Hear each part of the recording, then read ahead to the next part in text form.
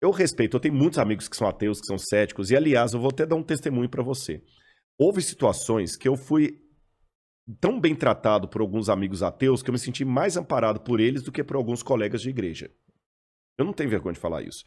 Eu não tenho vergonha de fazer uma alta crítica sobre a própria religião. Uma Não, vez, até porque o fato da pessoa ser ateu não necessariamente a torna uma pessoa ruim. mas de Muito pelo jeito contrário, nenhum, ela pode, né? uma frase que eu coloquei nesse livro aqui, Betinho. Pô, Betinho. Eu coloquei assim, Betinho É poderia... hemofílico, né? Ele Ele era hemofílico. tinha hemofilia. É. Eu falei, Betinho podia até não acreditar em Deus, mas Deus acreditava no Betinho. Então, tem tanta gente que fala, Você tá cara, entendendo? o cara não acreditar em Deus é um detalhe.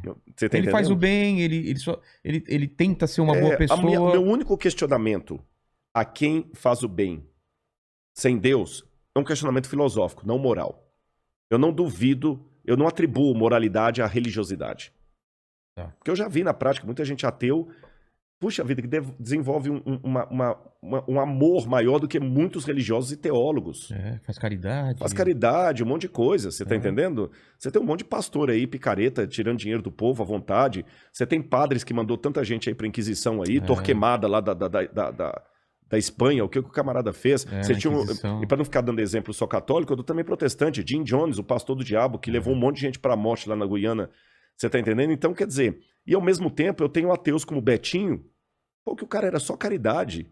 E eu fico também perguntando, Vilela, considerando que às vezes a minha vida é a única Bíblia que muita gente está lendo fora da minha religião, eu fico também perguntando se a pessoa é ateu de fato ou se ele rejeita a caricatura de Deus que eu passei para ele. Exatamente. A única pergunta que eu faço pro ateu é uma pergunta de cunho filosófico, não moral. Você faz o bem baseado em quê? Porque se eu for procurar uma explicação última, e essa é uma característica do filósofo, o filósofo sempre procura questões últimas.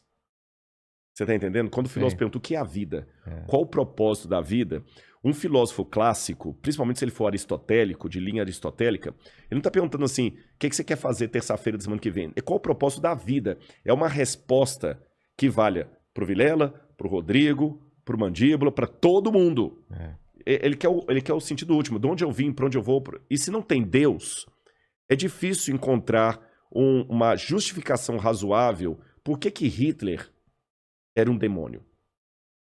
Porque raciocinemos. Vou tirar Deus da jogada. Dostoiévski dizia, no Crime e Castigo lá, lindo, nos Irmãos Karamazov, tinha a história de Ivan e Smerdiakov, que era o irmão adotivo do Ivan.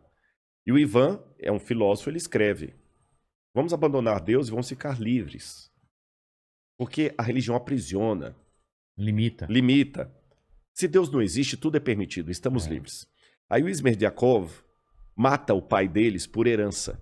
Ele era filho adotivo. Aí o Ivan vai à cadeia conversar com o irmão. Ele fala, por que você fez isso? Ele falou assim, graças aos seus artigos. Você é um assassino, você... Não, não sou. Com base em que você está falando que eu sou um assassino, que eu sou errado? Não, você não pode.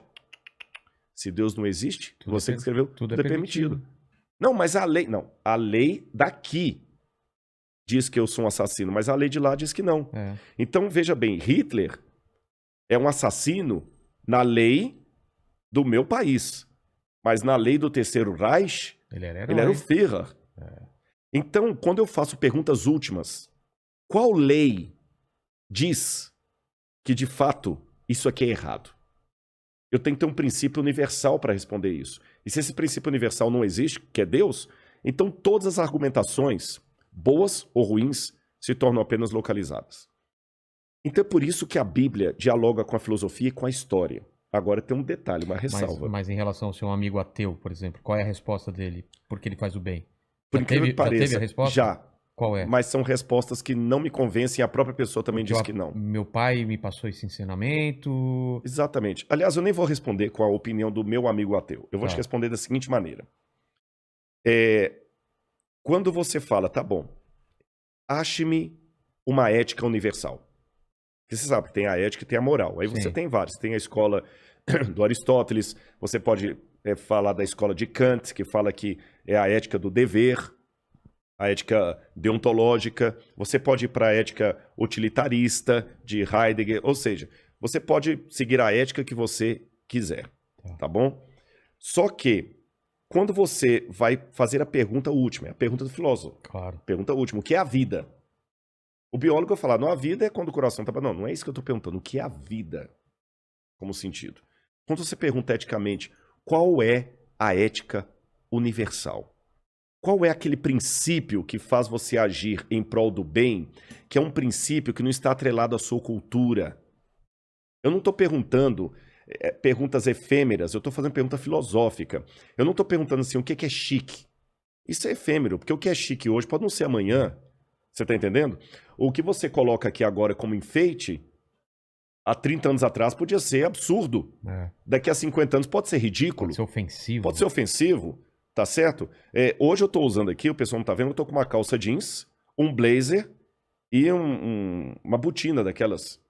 Sim. Mas há 30 anos atrás eu estaria completamente ridículo. Ia parecer o Falcão, aquele humorista. Você usava em jeans, né? Jeans com blazer. Você tá entendendo? Hoje é normal. Então eu não estou perguntando o que é belo no sentido da moda. Eu estou perguntando... Uma coisa além disso. O que é o belo? O que é o respeito? O que é a ética acima de qualquer questionamento? Quais são os princípios universais da ética? Quando lançaram isso para filósofos... Isso, inclusive, tem pesquisa, foi feita, inclusive, na Universidade de Stanford, com estudantes de filosofia. 2/3 deles não conseguiram responder qual é o princípio universal que está por detrás das ações do bem, que justifica o bem. Ou seja, se eu fosse um nazista aqui e te falo assim, me convença que o nazismo realmente é hediondo, você não ia conseguir me convencer a menos que apelasse para um princípio universal divino. Quando jogaram isso na... Deixa eu tentar, peraí. Se eu fosse te convencer, partindo do pressuposto que você não acredita em Deus e não é... E nem você. E não nem tem eu. Deus. Ah, nem eu também. Exatamente, não tem Deus. Não tem Deus na jogada. Não existe Deus. Tente Eu me teria que convencer te apenas com argumentos humanos que o nazismo é hediondo. Se você matar muita gente, você tá errado por quê? Porque vai contra o princípio. Não tem, Que né? princípio? Não tem. Não tem. Sabe quantas escolas de pensamento houve para tentar criar uma ética universal dispensando Deus?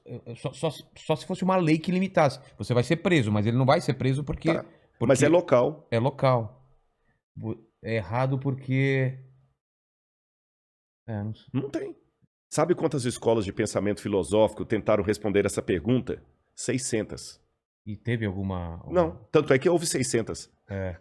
Se houvesse uma resposta coerente não haveria 600 definitiva. propostas. Você tem o biologismo, você tem o próprio evolucionismo, você tem várias, nenhuma delas resolve. Vou te dar um exemplo. Uma das possíveis respostas, essa foi uma das que os meus amigos me deram. Tá. Não, mas pela lei da evolução das espécies, eu sei que é errado matar, porque senão eu também serei morto. Então, como esse é um princípio da evolução dentro de mim, para me preservar, eu não mato. Aí eu falo assim, mas será que isso não faz sentido? Porque se for assim, então, jamais haveria guerras.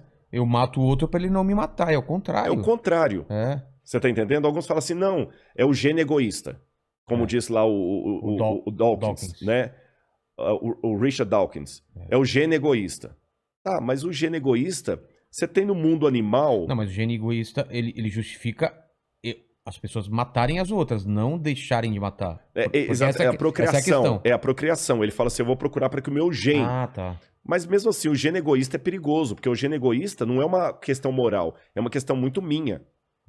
Ou seja, qualquer coisa que nós acreditamos, até o galho, até o chifre que você ganha da sua namorada, não tem como você moralmente recriminá-la se você tirar Deus da jogada. O máximo que você pode falar é o seguinte, olha, desculpa, roubar esse copo seu é errado à luz do Código Penal brasileiro. Você tá entendendo? Agora, convenhamos. Achado não é roubado. Achado não é roubado. Se eu pegar a própria lei da evolução das espécies, a sobrevivência do mais apto. Se eu conseguir te roubar e ficar bem, o que eu tenho que cuidar para não ser pego. Então você tá vendo, a Bíblia dialoga com muita coisa.